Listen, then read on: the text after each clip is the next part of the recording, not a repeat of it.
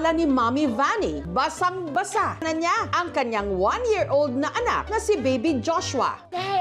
Ang nice eyes. How many eyes do you have? 2 eyes. 2 eyes. Very good. It's color. Pero halos wala raw siyang nasambit na salita nang nadiskubre niya kamakailan na ang magdadalawang taon pa lang niyang anak marunong nang magbasa. Dark. This one. Bright. Light. This one. Red. Nakakagulat. Hindi ko siya natuturuan magbasa eh. Baby genius nga ba si Baby Joshua? Tawa. Basahin nga natin. Sit. Ilang taon ho kayo nung natutong magbasa? Alam niyo ho ba, sa Cavite, may bata, wala pang 2 taong gulang. Aba, nakakabasa na!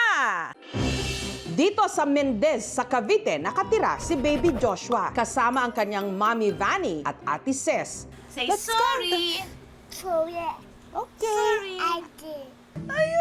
Nagsimula raw ang lahat nitong katatapos lang na Mother's Day. Nagtatype ako sa mother ko ng Happy Mother's Day. Tapos nabasa niya, Happy Mother's Day. Sabi ko, wow, nagbabasa ka na. Para makumpirma kung baka tsumamba lang si Baby Joshua. Pinababasa siya. Yung mga hindi niya usually naririnig, lolo, lola. This one. Big. Bird. Big. Yes. Nababasa niya. How about this one? Love. Random lang po talaga yung mga words na sinulat ko nung pinapabasa ko sa kanya kasi hindi ko naman po talaga ina-expect na mababasa niya. Sabi ko, hala, ang galing mo naman. Hi, Papa! Naka-video call talaga kami. Nagulat kami na nakakabasa pala siya. Nakakapawi din ng stress lalo na nasa abroad. Mula noon, tinuloy-tuloy na raw ni Baby ang pagbabasa mula storybooks, Big. Four.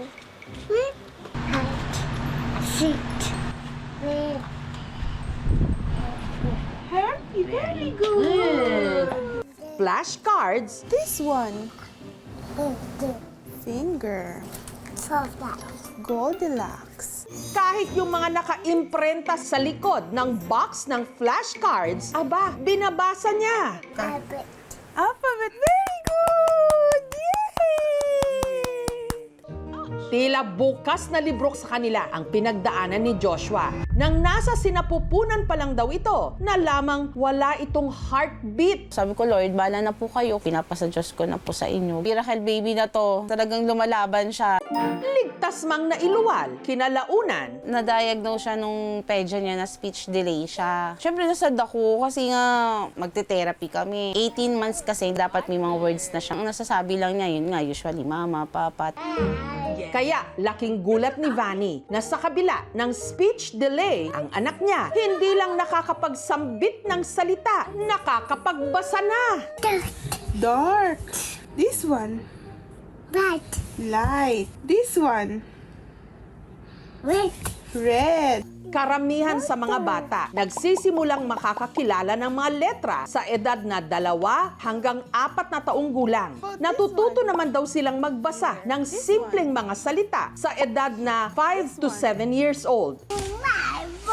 Basketball. Pero ang mga batang nakakapagbasa ng 18 months pa lang, posibleng may kondisyon na kung tawagin hyperlexia.